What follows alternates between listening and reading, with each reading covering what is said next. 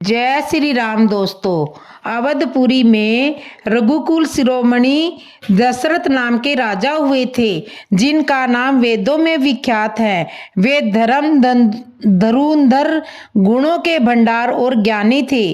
उनके हृदय में धनुष धारण करने वाले भगवान की भक्ति थी और उनकी बुद्धि भी उन्हीं में लगी हुई थी। उनकी कौशल्या आदि प्रिय रानियां सभी पवित्र आचरण वाली थी।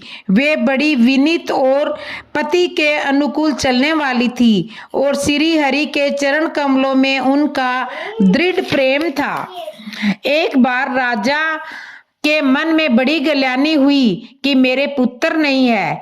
राजा तुरंत ही गुरु के पास गए और चरणों में प्रणाम किया और बहुत विनय की। राजा ने अपना सारा दुख और सुख गुरु को बताया।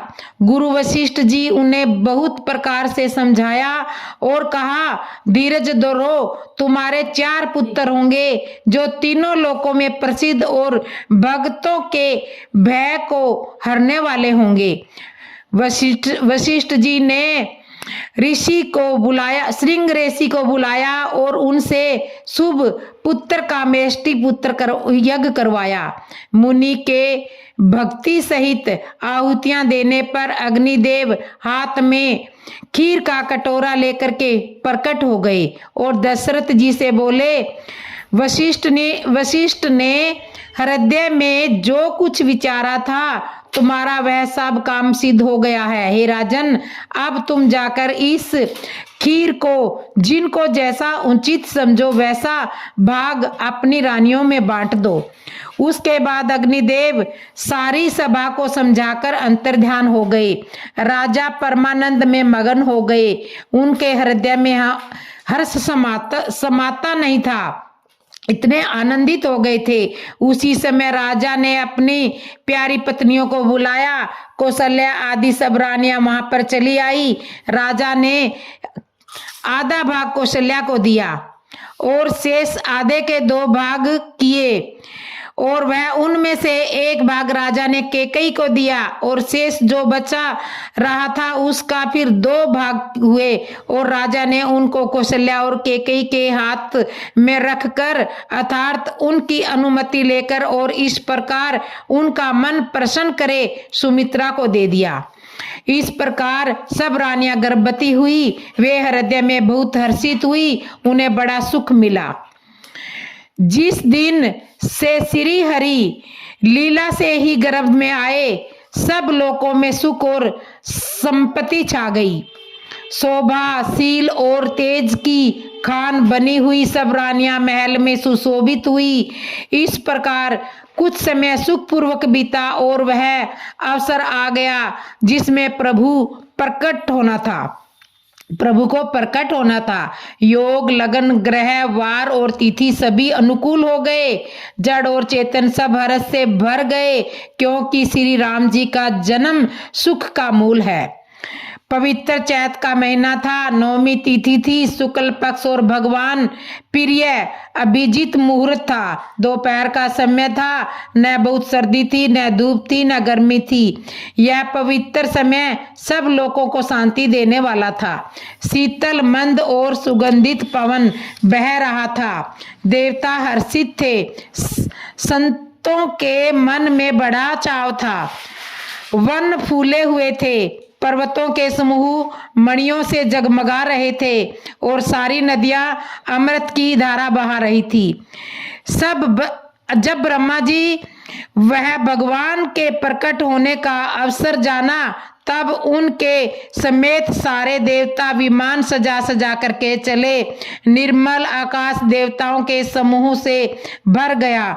गंधर्वों के दल गुणों का गान करने लगे और सुंदर अटकलियों में सजाकर पुष्प बरसाने लगे। आकाश में घम नगाड़े बजने लगे। नाग मुनि और देवता स्तुति करने लगे और बहुत प्रकार से अपनी अपनी सेवा उपहार भेंट करने लगे। देवताओं के समूह विनती करके अपने अपने लोक में जा पहुंचे। समस्त लोकों को शांति देने वाले जगतधार प्रभु प्रकट हुए। दीनों पर दया करने वाले कौशल्या जी के हितकारी कृपालु प्रभु प्रकट हुए। मुनियों के मन को हरने वाले उनके अद्भुत रूप का विचार करके माता हर्ष से भर गई।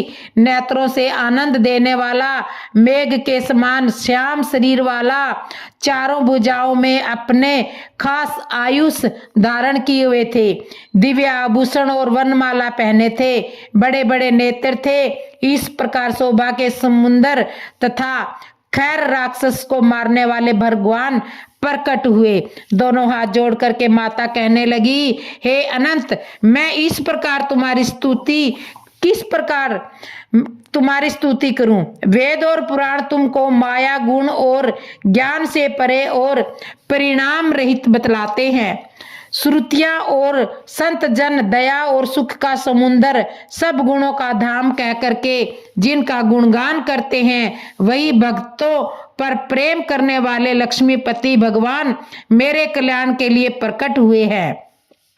वेद कहते हैं कि तुम्हारे प्रत्येक रोम में माया के रचे हुए अनेक ब्रह्मांडों के समूह भरे हुए हैं। वे तुम मेरे गर्भ में है, वे तुम मेरे गर्भ में रहे। इस हंसी को बात के सुनने पर धीर विवेकी महापुरुषों की बुद्धि भी सितर नहीं रहती, विचलित हो जाती है। जब माता को ज्ञान हुआ तब प्रभु मुस्कुराए। वे बहुत प्रकार के चरित्र करना चाहते थे, अतः उन्होंने पुनर्जन्म की सुंदर कथा कहकर माता को समझाया, जिसमें उन्हें पुत्र का वात्सल्य प्रेम प्राप्त हो, भगवान के प्रति पुत्र भाव हो जाए। माता की वह बुद्धि बदल गई। तब वह फिर बोली, हे तात, यह रूप छोड़कर अत्यंत प्रिय बाल लीला करो, मेरे लिए यह सुखधाम अनुपम होगा। माता का यह वचन सुनकर देवताओं के स्वामी सुजान भगवान ने बालक रूप होकर रोना शुरू कर दिया। तुलसीदास जी कहते हैं, जो इस चरित्र का गान करते हैं वे हरि का पद पाते हैं और फिर संसार रूपी कूप में नहीं गिरते। ब्राह्मण, गो, देवता और संतों के लिए भगवान ने मनुष्य का अवतार लिया है। वे अज्ञानमयी मलिना माया और उसके गुण सत, रज, तम और बिहारी तथा बाहरी और भीतरी इंद्रियों से परे हैं। उनका दिव्य शरीर अपनी इच्छा से ही बना है, किसी क्रम बंधन से परवश होकर त्रिगुणात्मक भौतिक पदार्थों के द्वारा नहीं बना। बच्चे के रोने की बहुत सी प्यारी ध्वनि सुनकर सब रानियां उतावली होकर दौड़ी चली आई। दासियां हर्षित होकर जहां तहां दौड़ी। सारे पूर्ववासी आनंद मगन हो गए। राजा दशरथ पुत्र का जन्म कानों में सुनकर मानो ब्रह्मानंद में समा गए। मन में अतिशय प्रेम है, शरीर पुलकित हो गया है। आनंद में अधीर हुई बुद्धि को धीरज देकर और प्रेम के शिथिल हुए शरीर को संभाल कर वे उठना चाहते हैं। जिनका नाम सुनने से ही कल्याण होता है, वही प्रभु मेरे घर आए हैं। यह सोचकर राजा मन परम आनंद से पूर्ण हो गया। उनको बाजे वालों को बुलाकर कहा कि बाजा बजाओ। गुरु वशिष्ठ जी के पास बुलाया गया। वे ब्राह्मणों के साथ लिए राजद्वार पर आए। उन्होंने जाकर अनुपम बालक को देखा, जो रूप की राशि है और जिनके गुण कहने से समाप्त नहीं होते। फिर राजा ने नादी मुख श्राद्ध करके सब जातक कर्म संस्कार आदि किए और ब्राह्मणों को सोना, गो, वस्त्र और मणियों का दान दिया। ध्वजा, पताका, तोरणों से नगर छा गया। जिस प्रकार से वह सजाया गया उसका तो वर्णन ही नहीं हो सकता। आकाश से फूलों की वर्षा हो रही है। सब लोग ब्रह्मानंद में मगन है। स्त्रियां झुंड की झुंड मिलकर आई। स्वाभाविक श्रृंगार किए ही वे उठ दौड़ी। सोने का कलश लेकर और थालों में मंगल द्रव्य भरकर गाती हुई राजदरबार में प्रवेश करती है। वे आरती करके निछावर करती है और बार बार बच्चे के चरणों पर गिरती है। मागध, सूत, बंदीजन और गव्य रघुकुल के स्वामी के पवित्र गुणों का गान करती हैं। राजा ने सब किसी को भरपूर दान दिया। जिसने पाया उसने भी नहीं रखा, लुटा दिया। नगर को सभी गलियों के बीचों बीच से कस्तूरी, चंदन और केसर की कोच मच गई। घर घर मंगल में बधावा बजने लगे, क्योंकि शोभा के मूल भगवान प्रकट हुए हैं। नगर के स्त्री पुरुषों के झुंड जहां जहां आनंद मगन हो रहे हैं। कैकेयी और सुमित्रा इन दोनों ने भी सुंदर पुत्रों को जन्म दिया। उस सुख संपत्ति समय को समाज का वर्णन सरस्वती और सर्पों के राजा शेष जी भी नहीं कर सकते हैं। अवधपुरी इस प्रकार सुशोभित हो रही है मानो रात्रि प्रभु से मिलने आई हो, और सूर्य को देखकर मानो मन में सकुचा गई हो, परंतु फिर भी मन में विचार करके वह मानो संध्या बन करके आ गई हो। अगर की धूप का बहुत सा धुआं मानो संध्या का अंधकार है, और जो अंबीर उड़ रहा है वह उसकी ललाई है। महलों में जो मणियों के समूह है वे मानो तारागण है। राजमहल का जो कलश है वही मानो श्रेष्ठ चंद्रमा है। राजभवन में जो अति कोमल वाणी से वेद ध्वनि हो रही है वह मानो मनुष्य समय अनुकूल सनी हुई पक्षियों की चहचहाट है। यह कोतक देखकर सूर्य भी अपनी चाल भूल गए। एक महीना उन्होंने जाता हुआ न जाना, अर्थात उन्हें एक महीना वहीं पर बीत गया। महीने भर का दिन हो गया। इस रहस्य को कोई नहीं जानता। सूर्य अपने रथ सहित वहीं पर रुक गए। फिर रात किस तरह होती यह रहस्य किसी ने नहीं जाना। सूर्यदेव भगवान श्री राम जी का गुणगान करते हुए चले। यह महोत्सव देखकर देवता, मुनि और नाग अपने भाग्य की सराहना करते हुए अपने अपने घर चले। हे पार्वती, तुम्हारी बुद्धि श्री राम जी के चरणों में बहुत दृढ़ है, इसलिए मैं और भी अपनी एक चोरी छिपाव की बात कहता हूँ, सुनो। काग भुसुंडी और मैं दोनों वहां साथ साथ में थे, परंतु मनुष्य रूप में होने के कारण हमें कोई जान नहीं सका। परम आनंद और प्रेम के सुख में फले हुए हम दोनों मगन मन से मस्त हुए गलियों में तन मन को शुद्ध बुद्ध भूले हुए फिरते थे, परंतु यह शुभ चरित्र वही जान सकता है जिस पर श्री राम जी की कृपा हो। उस अवसर पर जो जिस प्रकार आया उसके मन को जो अच्छा लगा राजा ने उसे वही दिया। हाथी, रथ, घोड़े, सोना, गोएं, हीरे और भांति भांति के वस्त्र राजा ने दिए। राजा ने सबके मन को संतुष्ट किया। इसी से सब लोग जहां जहां आशीर्वाद दे रहे थे कि तुलसीदास के स्वामी सब पुत्र चारों राजकुमार चिरंजीवी दीर्घायु हो। इस प्रकार कुछ दिन बीत गए। दिन और रात जाते हुए ज्ञान नहीं पड़ते। तब नामकरण संस्कार का समय जानकर राजा ने ज्ञानी मुनि श्री वशिष्ठ जी को बुलावा भेजा। मुनि जी पूजा करके राजा ने कहा, हे मुनि, आपने मन में जो विचार रखे हों वे नाम रखिए। मुनि ने कहा, हे राजन, इनके अनेक अनुपम नाम है, फिर भी मैं इनकी बुद्धि के अनुसार कहूंगा। ये जो आनंद के समुद्र और सुख की राशि है, जिस आनंद सिंधु के एक कण से तीनों लोग सुखी होते हैं, उन आपके सबसे बड़े पुत्र का नाम राम है, जो सुख का भवन और संपूर्ण लोगों को शांति देने वाला है। जो संसार का भरण पोषण करते हैं, उन आपके दूसरे पुत्र का नाम भरत होगा। जिनके स्मरण मात्र से शत्रु का नाश होता है, उनका वेदों में प्रसिद्ध शत्रुघ्न नाम है। जो शुभ लक्षणों के धाम श्री राम जी के प्यारे और सारे जगत के आधार हैं, गुरु वशिष्ठ जी ने उनका नाम लक्ष्मण ऐसे श्रेष्ठ रखा गया।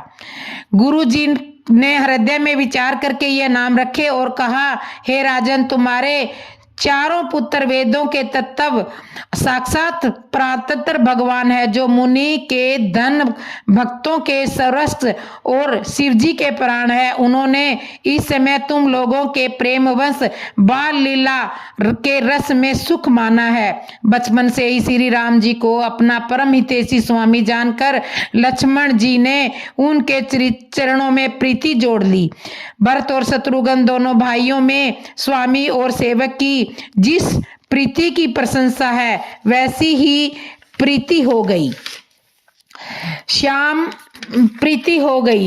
श्याम और गोरे शरीर वाली दोनों सुंदर जोड़ियों की शोभा को देखकर माताएं तृण दौड़ती है, जिसमें दीठ न लग जाए। वो तो चारों ही पुत्रशील रूप और गुण के धाम है, तो भी सुख के समुद्र श्री राम सबसे अधिक हैं। उनके हृदय में कृपा रूपी चंद्रमा प्रकाशित है। उनकी मन को हरने वाली हंसी उस कृपा रूपी चंद्रमा की किरणों की सूचित करती है। कभी गोद में लेकर और कभी उत्तम पालने में लिटाकर माता प्यारे ललना कहकर दुलार करती है। जो सर्वव्यापक, निरंजन, माया रहित, निर्गुण, विदोर रहित और अजन्मा ब्रह्म है, वही प्रेम और भक्ति के वश कौशल्या जी की गोद में खेल रहे हैं। उनके नील कमल और गंभीर जल से भरे हुए मेघ के समान श्याम शरीर में करोड़ों कामदेवों की शोभा है। लाल लाल चरण कमलों के नखों की ज्योति ऐसे मालूम होती है जैसे कमल के पत्तों पर मोती सिथर हो गए हो। चरणों में ब्रिज ध्वजा और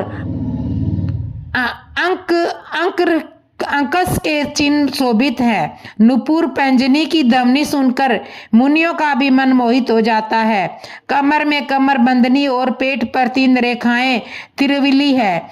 नाभि की गंभीरता को तो वही जानते हैं जिन्होंने उसे देखा है। बुध से आभूषणों से सुशोभित विशाल भुजाएं हृदय पर बांध के नख की बहुत ही निराली छटा है।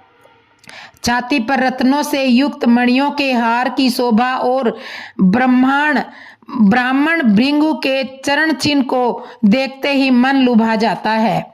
कंठ शंख के समान उतार चढ़ाव वाला 3 रेखाओं से सुशोभित है।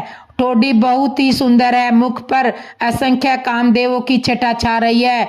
2 सुंदर दंतुलियां हैं। लाल लाल होठ हैं। नासिका और तिल के सौंदर्य का तो वर्णन ही कौन कर सकता है। सुंदर कान और सुंदर ही गाल है। मधुर तोतले शब्द बहुत ही प्यारे लगते हैं। जन्म के समय से रखे हुए चिकने और घुंघराले बाल हैं, जिनको माता ने बहुत प्रकार से बना करके संवार दिया है। शरीर पर पीली जगुली पहनाई हुई है। उनका घुटनों और हाथों के बल चलना मुझे बहुत ही प्यारा लगता है। उनके रूप का वर्णन वेद और शेष भी नहीं कर सकते। उसे वही जानता है जिसने कभी सपने में देखा हो। जो सुख के पूज्य, मुंह से परे तथा ज्ञान, वाणी और इंद्रियों से अतीत है, वे भगवान दशरथ कौशल्या के अत्यंत प्रेम के वश होकर पवित्र बाल लीला करते हैं।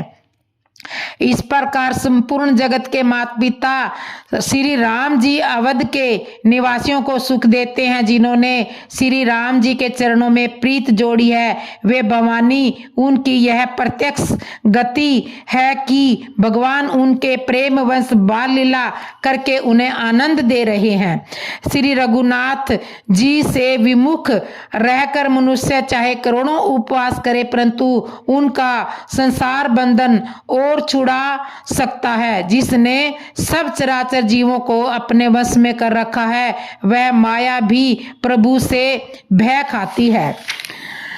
भगवान उस माया को भों के इशारे पर नचाते हैं। ऐसे प्रभु को छोड़कर कहो और किसका भजन किया जाए। मन वचन और कर्म से चतुराई छोड़कर भजते ही श्री रघुनाथ जी कृपा करेंगे। इस प्रकार से प्रभु श्री राम जी ने बाल क्रीड़ा की और समस्त नगरवासियों को सुख दिया। कौशल्या जी कभी उन्हें गोद में लेकर हिलाती डुलाती है और अब कभी पालने में झुलाती है। प्रेम में मगन कौशल्या जी रात और दिन बिताना नहीं जानती थी। पुत्र के स्नेहवश माता उनके बाल चरित्रों का गान किया करती है। एक बार माता ने श्री रामचंद्र जी को स्नान कराया और श्रृंगार करके पालने पर पोढ़ा दिया। फिर अपने कुल के इष्ट देव भगवान की पूजा करने के लिए स्नान किया। पूजा करके नैवेद्य चढ़ाया और समय वहां गई जहां रसोई बनाई गई हुई थी। फिर माता वहीं पूजा के स्थान में लौट आई। वहां आने पर पुत्र इष्ट देव भगवान के लिए चढ़ाए हुए नवद का भोजन करते हुए देखा। माता भयभीत होकर पालने में सोया था। यहाँ कैसे आकर बैठा, यहाँ किसने ला करके बैठा दिया। इस बात से डरकर पुत्र के पास गई तो वहां बालक को सोया हुआ देखा। फिर पूजा स्थान में लौट कर के गई तो देखा कि वहां भी पुत्र है, भोजन कर रहा है। उनके हृदय में कंप होने लगा और मन को धीरज नहीं होता। वह सोचने लगी कि यहाँ और वहां मैंने दो बालक देखे हैं। यह मेरी बुद्धि का भ्रम है या कोई विशेष कारण है। प्रभु श्री राम जी ने माता को हड़बड़ाई हुई देखकर मधुर मुस्कान से हंस दिया।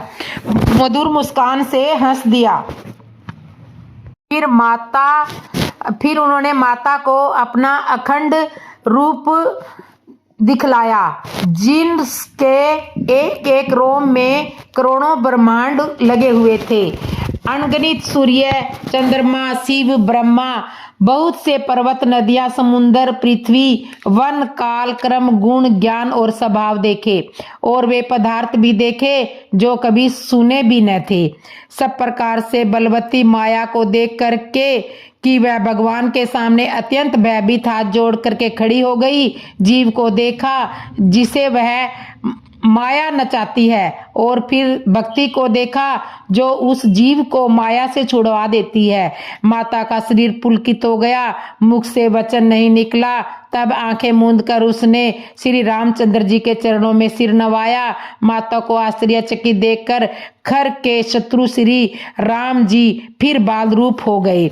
माता से स्तुति भी नहीं की जाती। वह डर गई कि मैंने जगत पिता परमात्मा को पुत्र करके जाना। श्री हरि ने माता को बहुत प्रकार से समझाया और कहा, हे माता सुनो, यह बात कहीं पर कहना नहीं, यह बात किसी को कहना नहीं।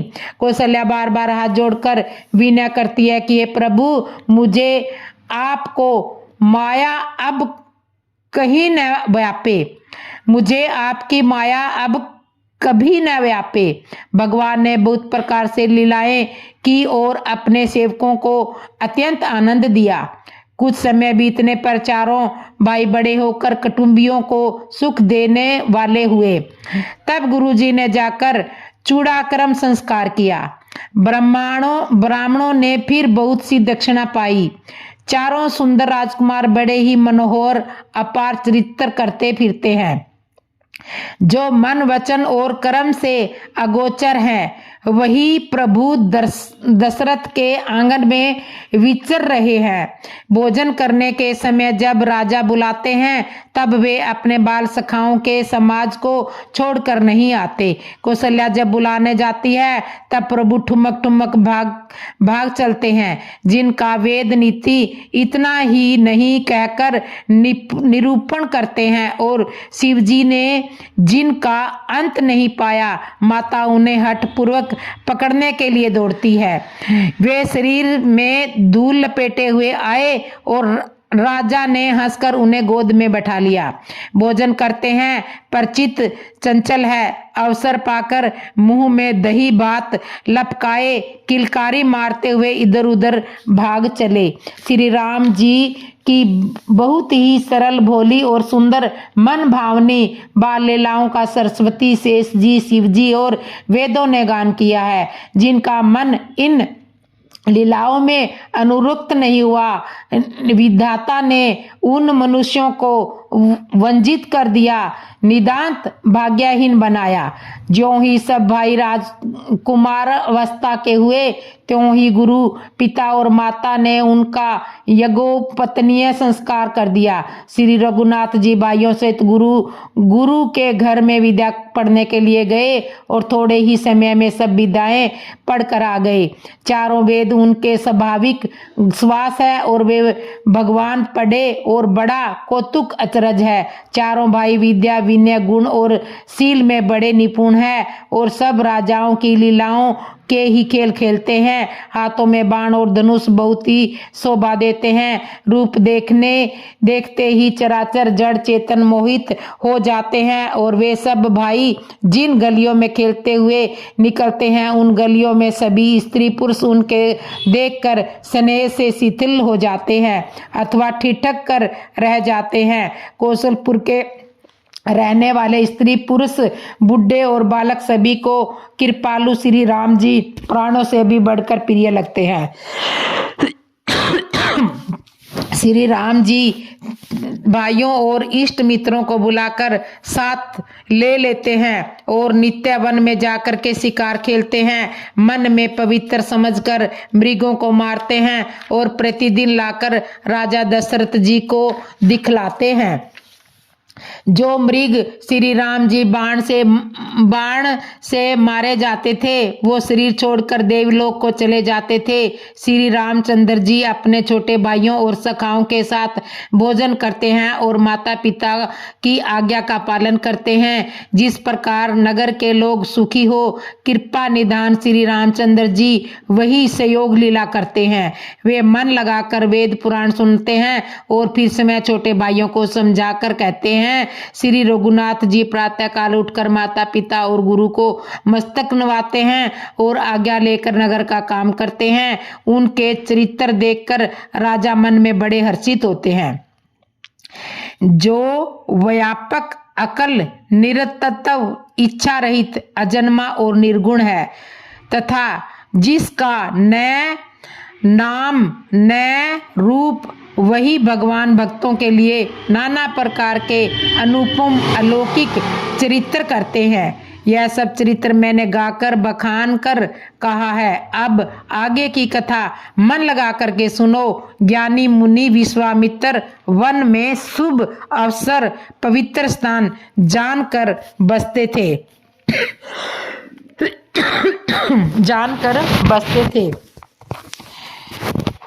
इस तरह से जहां पर वे मुनि जप तप और योग करते थे, परंतु मारीच और सुबाहु से वह बहुत डरते थे। यज्ञ देखते ही राक्षस दौड़ पड़ते थे और उपद्रव मचाते थे जिससे मुनि बहुत दुखी होते थे। गांधी के पुत्र विश्वामित्र के मन में चिंता छा गई कि ये पापी राक्षस भगवान के मारे बिना तो नहीं मरेंगे। तब श्रेष्ठ मुनि ने मन में विचार किया कि प्रभु ने पृथ्वी का भार हरने के लिए अवतार लिया है, इसी बहाने जाकर मैं उनके चरणों का दर्शन करूं और विनती करके दोनों भाइयों को ले आऊं। तो ज्ञान वैराग्य और सब गुणों के धाम है, उन प्रभु को मैं नेत्र भरकर देखूंगा। बहुत प्रकार से मनोरथ करते हुए जाने में देर नहीं लगी। सरयू के जल में स्नान करके वे राजा के दरवाजे पर पहुंचे। राजा ने जब मुनि का आना सुना तब वे ब्राह्मणों के समाज को साथ में लेकर के मिलने गए और दंडवत प्रणाम करके मुनि का सम्मान करते हुए उन्हें लाकर अपने आसन पर बिठा दिया। चरणों को धोकर बहुत पूजा पाठ की और कहा, मेरे समान धन्य आज दूसरा कोई नहीं है। फिर अनेक प्रकार के भोजन करवा करके जिससे श्रेष्ठ मुनि अपने हृदय में बहुत ही हर्ष प्राप्त किया। तो दोस्तों आगे की कथा मैं अगली वीडियो में बताऊंगी। तो जब तक के लिए कथा को विश्राम। आपको मेरी ये कथा कैसे लगी कमेंट में ज़रूर बताना, और जिसने मेरे चैनल को सब्सक्राइब नहीं किया सब्सक्राइब करना, लाइक करना और कमेंट करना, जय श्री राम ज़रूर लिखना। तो कथा को शेयर भी कर दिया करो ताकि ये कथा जन जन तक पहुँचे और लोग कथा को सुन करके, हमारी कथा को सुन करके राम के नामों का आनंद लें। तो कमेंट में जय श्री राम लिख दो कि आपको कैसी कथा सुननी है, मैं आपको वही कथा आपको सुनाऊंगी। और तब तक के लिए बोलो जय श्री राम दोस्तों।